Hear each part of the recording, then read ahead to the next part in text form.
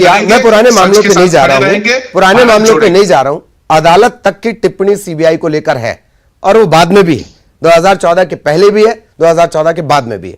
लेकिन कुछ बड़े सवाल जो हरितवाल उठा रहे हैं या जो मुकेश जी अनसुलझे रहस्य टाइप के हैं, वो सवाल ये, मैं आपको कुछ नेताओं के नाम बताता हूं। मुकुल रॉय हो गए, सुखराम हो गए, अपने सरन विश्वा सरन साहब, आप ही ने मतलब बीजेपी ने ही उन पर आरोप लगाए, फिर वो बीजेपी में शामिल हुए और अब वो बीजेपी का एक बड़ा चेहरा है। इसके अलावा भी एक दो नाम हैं। तो ये होता क्यों है? उनके खिलाफ चलती हुई जांच फिर अचानक से रुक जाती है, वो जो आरोप है वो नेपथ्य में चले जाते हैं। देखिए, कहीं ना कहीं ये सरकारी संस्थाएं हैं, इनका अपना काम है, इनका अपना काम करने का ढंग है। इनको यदि कहीं अनियमितता दिखेगी तो निश्चित रूप से ये कार्रवाई करेंगे। हाँ, ठीक है, कहीं कहीं ऐसा लगता मेरे पास जवाब है जी। सुन लो यार।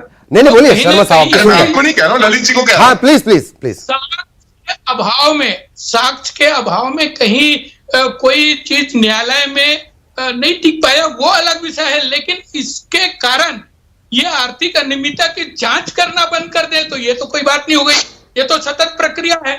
उसके बाद ईडी के द्वारा लगातार देश के अंदर में आर्थिक अनियमितता और इस प्रकार के प्रकरणों में कितना रेवेन्यू सीज किया गया है, उसको आप देखिए। कितना रेवेन्यू सीज हुआ है, ये कई हजार करोड़ रुपए, 1 लाख करोड़ के करीब है ये, आप समझ लीजिए। ये कहीं ना कहीं देश के अंदर में भ्रष्टाचार के माध्यम से एकत्रित हो रहा था और भय भी इसीलिए है। ना बोल रहे हैं ना, 14 से सत्ता आपके पास, और फिर आप ये कहें कि नहीं सिर्फ 2014 तक करप्शन की कमाई स्टोर करके रखी गई थी। ऐसा नहीं होता ना शर्मा जी। एक मिनट प्लीज। हाँ हरितवाल साहब के अंदर में, हरितवाल साहब को सुन लीजिए सर। इन्होंने कहा 1 लाख करोड़। सर मैं, अगर आप ललित जी एक मौका दें प्लीज बोलिए बोलिए। अभी के अभी भारतीय जनता पार्टी किस तरीके से झूठ बोलती है वो साबित कर देता हूं। मैं ईडी की वेबसाइट को गूगल कर रहा हूं करके और शराब के कारोबार को फैलाना, ये होगा झूठ। ईडी की वेबसाइट को गूगल करो। अब मैं कह रहा तो आप मुझे टोक रहे हैं। नहीं शर्मा साहब, वो ईडी के हवाले से कुछ बता रहे हैं, सुन तो लेते हैं please. During 2014 to 2022, the ED took up 22,330 cases and conducted 996 searches, while show cause notice was sent in 5,329 cases. During this period, a penalty of rupees 6,376 crore was imposed on accused and property worth rupees 7,066 crore was seized. मतलब 6-7 कितना हुआ sir? 13,000 crore. ये कहते 1 लाख करोड़ रुपए। कहां 1 लाख करोड़ रुपए लेके आई ED? आप किस दुनिया में जी रहे हैं? नहीं उन्होंने बाकी जांच प्लेटफॉर्म बन जाता है। और दूसरी बात मैं ईडी के बयान को पढ़ रहा था, आप झूठ नहीं कह सकते सर। मेरी बात को सुनना पड़ेगा ललित जी, मेरी बात सुनना पड़ेगा। हाँ बोलिए शर्मा साहब। हाँ, मैं आ रहा हूं आपके पास। टोटल में 13,000 करोड़ को ईडी ने 2014 से आज तक सीज किया, पहली बात। दूसरी बात, आपने एक सवाल किया था ना कि मुकुल रॉय और समेत बहुत सारे ऐसे नेता जो भारतीय जनता पार्टी प्रवेश करते हैं तो उनके ऊपर क्यों कार्रवाई नहीं होती है? सर बीजेपी एक वॉशिंग मशीन है ललित जी।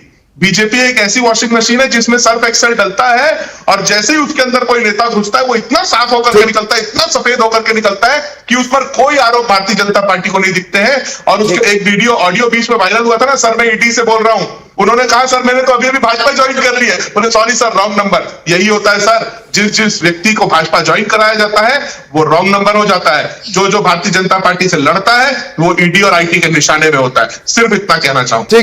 ठीक शर्मा साहब प्लीज। देखिए, कहीं ना कहीं यदि ईडी और आईटी की बात होती तो इतना विचलित होने की आवश्यकता नहीं है। ये कारोबार 1 लाख करोड़ पे सवाल जवाब दीजिए ना, 1 लाख करोड़ पे जवाब दीजिए ना। 1 लाख करोड़ रुपया सीज हुआ है, 13,000 करोड़। ईडी तो कह रही 13,000 करोड़। ईडी तो 13,000 करोड़ मामला, बाकी मामला ईडी तो नहीं कही, भी आ जाएंगे। कहीं आपकी ईडी तो नहीं है, कहीं आपकी ईडी तो नहीं है, ईडी है आपको आपकी क्या? तो बीजेपी का अनुसांख्यिक संगठन तो नहीं है ईडी। इतना भय क्यों खा रहे हो यार? पाक साहब अरे आदमी को खाया भड़काने होता, की क्या ठीक जरूरत ठीक है? ठीक, नहीं प्लीज, खाया होता तो नेशनल टेलीविजन पे चैलेंज नहीं करता। चलिए, ईडी को। चलिए, हम हरिद्वार लोग साहब, डरते नहीं है। शर्मा गांधी- साहब। गांधी और नेहरू के फॉलोअर्स हैं, हम डरते नहीं है। हम सावरकर के हरिद्वार फॉलोअर्स नहीं, साहब, तो माफी मांग ले। हरिद्वार हम साहब, गांधी ठीक के ठीक, followers हैं, शर्मा डरते साहब, नहीं है। अरे हरिद्वार साहब, शर्मा साहब, क्या हो- रुकिए तो, छापों के सिलसिले अभी चल रहे हैं, रुकिए रुकिए प्लीज। बहुत बहुत शुक्रिया हरिद्वार साहब आपका, मुकेश शर्मा साहब आपका। ये तमाम चर्चाएं आपने सुनी, इन सब के बीच बहुत सारे तथ्य हैं, बहुत सारे सवालों के सीधे सीधे जवाब मिलने चाहिए।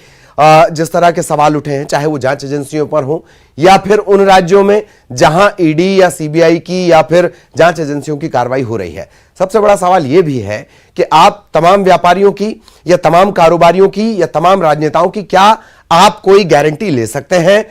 वो किसी भी पार्टी के हो सकते हैं। एडीआर की रिपोर्ट कहती है कि बीजेपी सबसे ज्यादा दागी नेताओं पर भरोसा, 2019 की बात कर रहा हूं, सबसे ज्यादा बीजेपी ने भरोसा उन पर जताया, उन्हें टिकट दिए गए, वो चुनाव लड़कर पहुंचे। लेकिन क्या कांग्रेस और बाकी की जो पार्टियां हैं उनके ट्रैक रिकॉर्ड साफ सुथरे हैं? ऐसा कतई नहीं है। पर छापे अगर पड़े हैं तो जांच होने देनी चाहिए। बहुत बहुत शुक्रिया आप सभी का हमारे साथ जुड़ने के लिए, धन्यवाद।